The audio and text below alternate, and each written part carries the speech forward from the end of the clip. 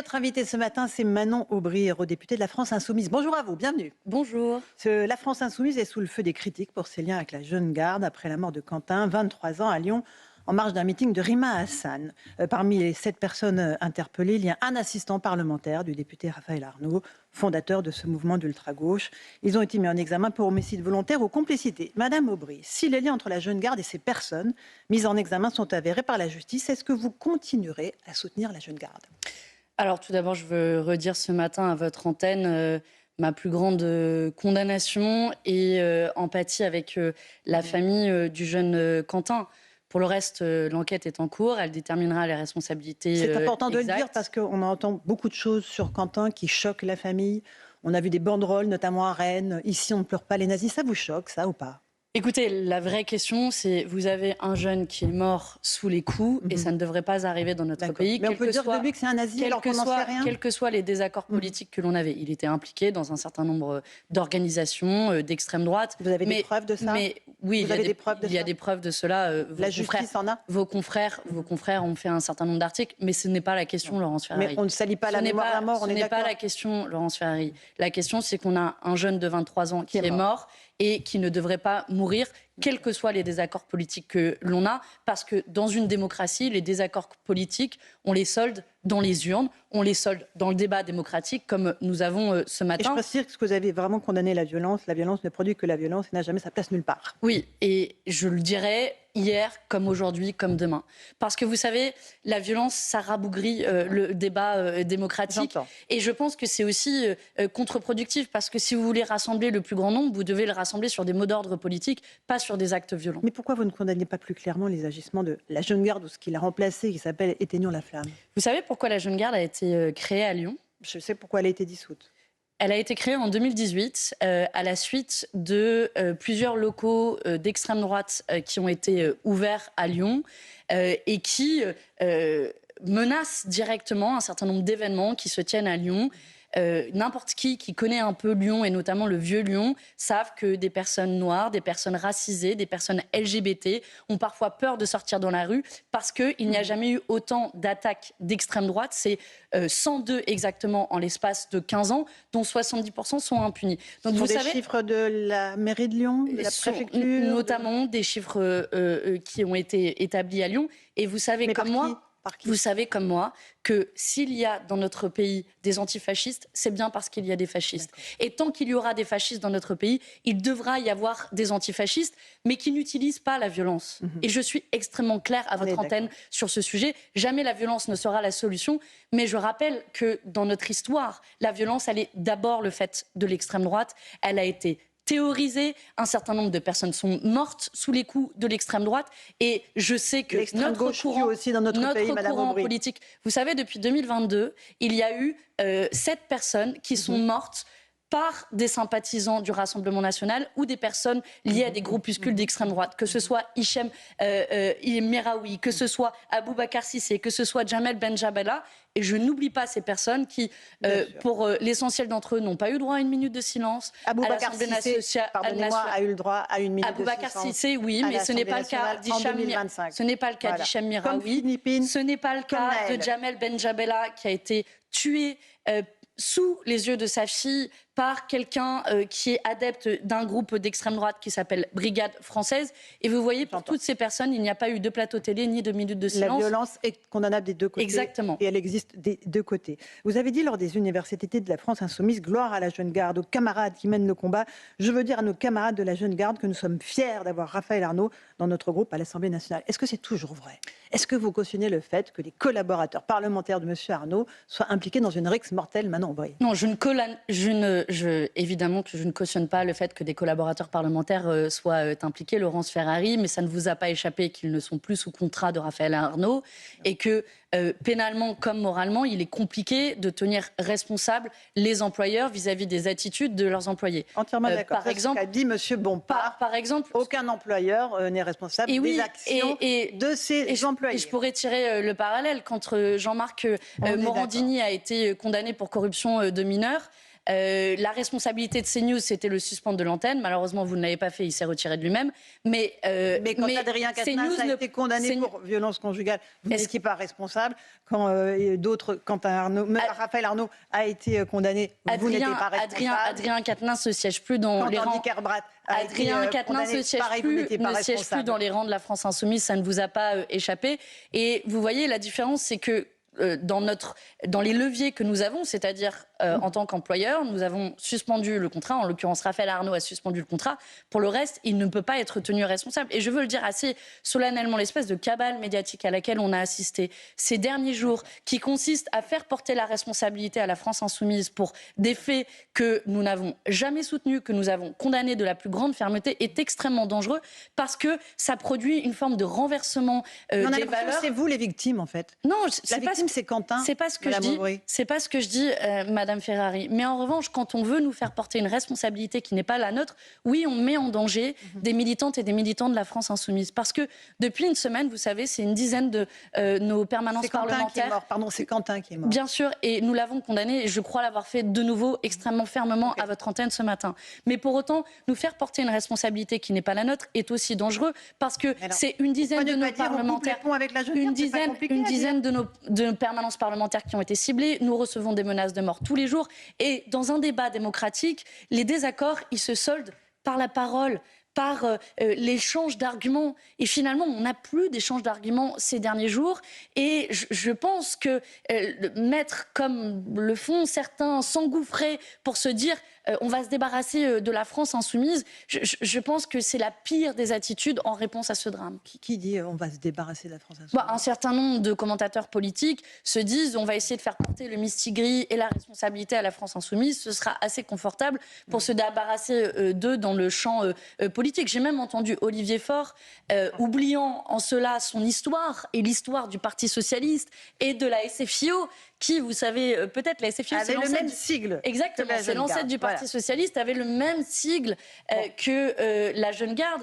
Et quand je vois Olivier Faure mettre sur le même plan le fascisme et l'antifascisme, Jean Jaurès, c'est une insupportable version. Jean Jaurès doit se retourner dans sa tombe. S'il y a des antifascistes dans notre pays, c'est bien parce qu'il y a des fascistes. Et tant qu'il y aura du fascisme dans notre pays, alors il devra y avoir des antifascistes. Que dites-vous à François Hollande qui ce matin dit que Jean-Luc Mélenchon a une double responsabilité morale et politique, qu'il n'est pas acceptable qu'un député ait des collaborateurs qui se retrouvent dans une rixe mortelle et qu'il devra payer, Jean-Luc Mélenchon, cette faute. Il ne devra plus représenter un candidat au second tour.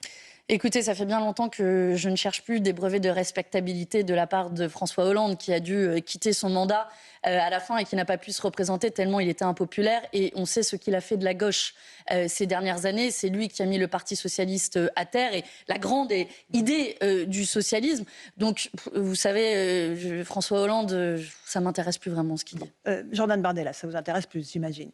Il appelle à former un cordon sanitaire autour de LFI aux prochaines élections, ce qu'une partie de la droite. Le Front républicain pourrait se retourner contre vous, Manon Aubry. Il n'y a que Éric Zemmour qui affirme que c'est une fumisterie. Vous lui dites merci à Éric Zemmour ? Non, moi je ne dis jamais merci à l'extrême droite. Pour le reste, quand je vous parlais de renversement des valeurs et de forme d'inversion, c'est précisément ce à quoi on assiste. Parce que pendant que l'antifascisme est pointé du doigt, criminalisé et diabolisé, dans le même temps, il y a une fusion des droites qui est en train de s'opérer entre la droite et l'extrême droite, qu'on observe d'ailleurs dans un certain nombre d'États au niveau européen ou même au niveau mondial. On peut penser à l'Italie, à la Suède, à la Finlande.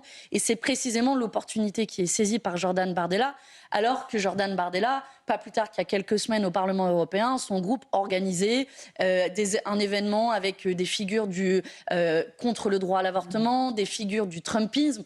Donc l'extrême droite n'a pas changé d'identité, n'a pas coupé non plus ses liens avec la Good Connection, par exemple, ce groupe néofasciste. C'est quoi la Good Connection ? Alors la Good Connection, la Good, pour faire un petit peu de pédagogie. Le Good, on sait ce que c'est, mais matin, je le rappelle quand même. L'anglicisme. C'est un groupe qui a été dissous, un groupe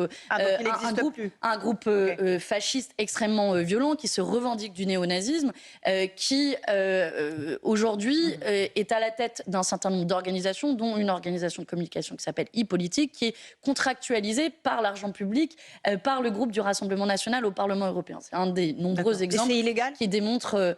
Il y a des procédures Non, en cours. je ne dis pas que c'est illégal. Je dis juste qu'il y a des liens avérés, contractuels, entre des représentants du GUD et le Rassemblement national. Comme il y en a des liens avérés entre vous et la Jeune Garde. L'utilisation de l'argent public, je pense que le Rassemblement national au Parlement européen, là en l'occurrence, il y a des procédures et une condamnation en première instance de Marine Le Pen qui a manifestement s'est servi de la caisse du Parlement européen comme de sa caisse personnelle. Est soumise à peu près à la même enquête. Nous n'avons pas été condamnés, Madame Ferrari. Non, il n'y a pas de date de procès. On a bien noté qu'il n'y a pas encore de date de procès pour ça. Juste à propos de ce cordon sanitaire, on a un sondage Odoxa. 76% des Français estiment que le PS et ses alliés ne devraient plus faire alliance avec la France insoumise. Les Français jugent inadaptée la réaction des insoumis après la mort de Quentin. Vous n'avez pas peur que ça fasse tâche, que ça vous fasse vraiment préjudice lors des prochaines élections ? Ce que j'observe surtout, c'est que le désaccord avec le Parti socialiste, il ne date pas d'aujourd'hui.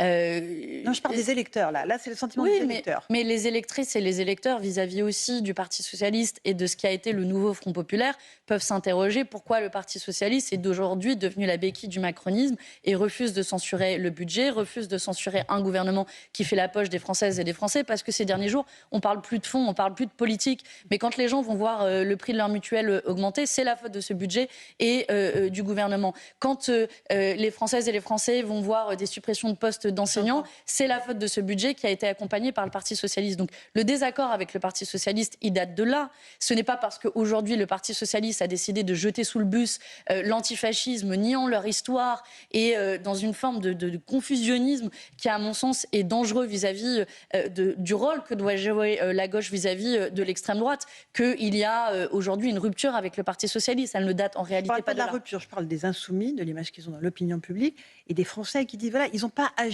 de façon adaptée. C'est inapproprié. La façon dont vous faites bloc, meute, autour d'un des vôtres, plutôt que de dire, bon, voilà, il y a eu des dérapages, on les condamne, on se sépare des brebis galeuses. Écoutez, Laurence Ferrari, je viens de faire la démonstration ce matin encore à votre antenne que nous n'avons strictement aucune responsabilité. Je vous mets au défi de trouver le moindre de mes paroles qui appelle à la violence. Je l'ai dit en début d'émission. Et donc, à partir de ce moment-là, nous ne pouvons être tenus responsables de faits que nous n'avons pas commandés, que nous n'avons pas applaudis. Certains mots de la France insoumise font mal. La police tue, par exemple. Rima Hassan qui retweet un slogan « Dissoudre Némésis à l'acide ».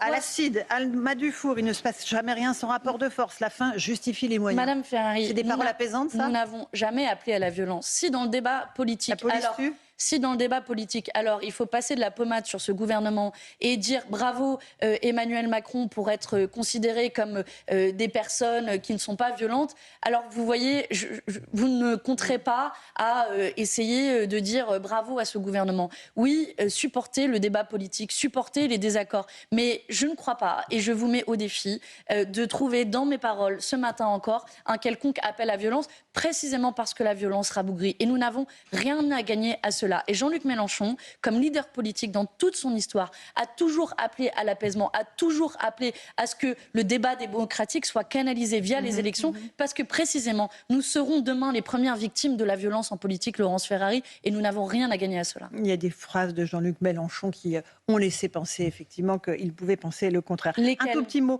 Voilà, quand il appelle à la violence, quand il dit la jeune garde, on est avec vous, on vous soutient. Allez-y, ce n'est pas un appel à la violence.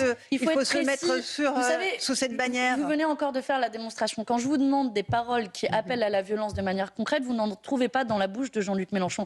Et c'est ces amalgames qui pourrissent le débat politique. Le débat politique mérite un peu plus de hauteur, je crois, ce matin, mérite un peu plus de débat de fond et en l'espèce, oui, de précision. Alors, la motion de censure, on avance un tout petit peu, il nous reste du temps, il faut parler du municipal, de l'agriculture, le salon de l'agriculture vient d'ouvrir.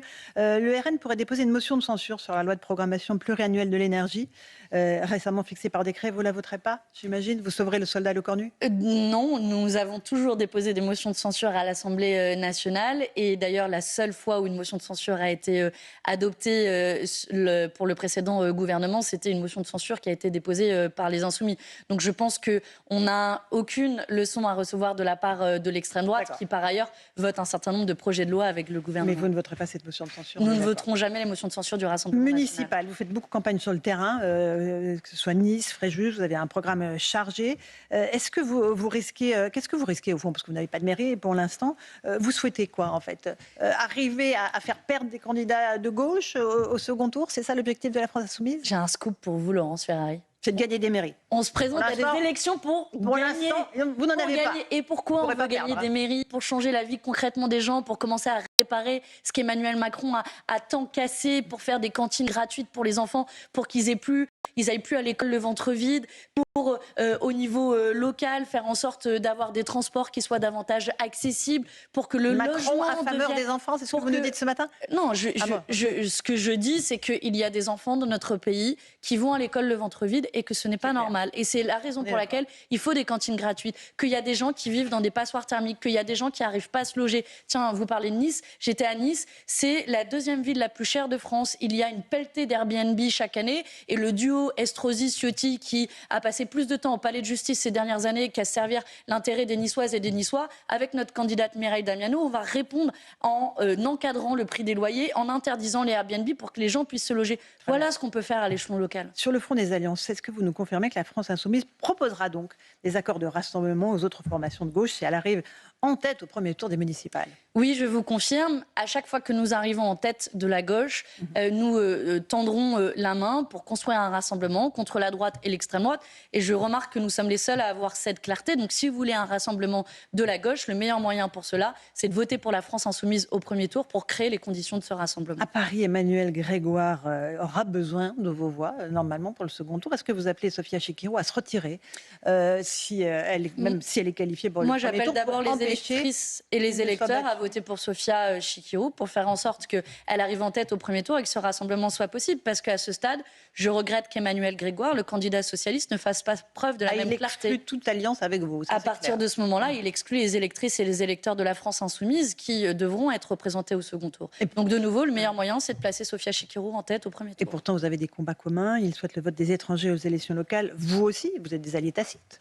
On peut avoir des convergences sur un certain nombre de sujets.